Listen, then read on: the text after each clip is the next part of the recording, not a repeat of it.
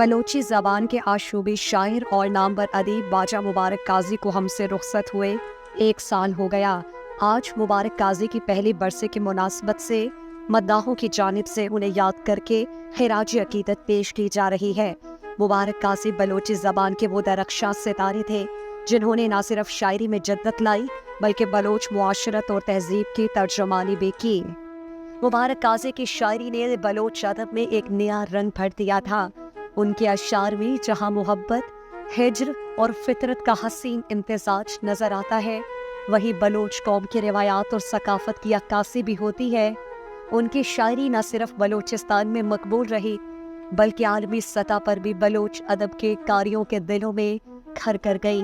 मुबारक काजी ने अपनी शायरी के जरिए बलोच कौम को यकजा करने का पैगाम दिया और उनकी शायरी ने एक ऐसी नस्ल को परवान चढ़ाया जो अपनी ज़बान और शफाफियत पर, सकाफत पर फख्र करती है।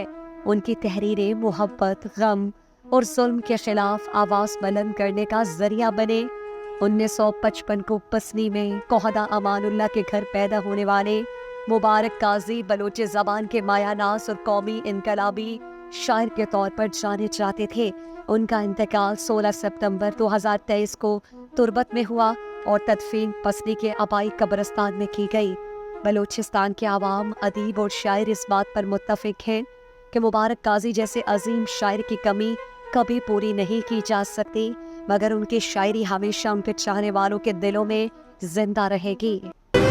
एक सबाई दिस बागा मन अजब बेसारी बुलबुला फुल्ले अजेंता मन निदारा शारता ओ गुमती मकरो परेमा गुमती जोरा किया गुमती मकरो प्रेमा गुमती जोरा किया तो मना पोंधारा सेंता मन निदारा शारता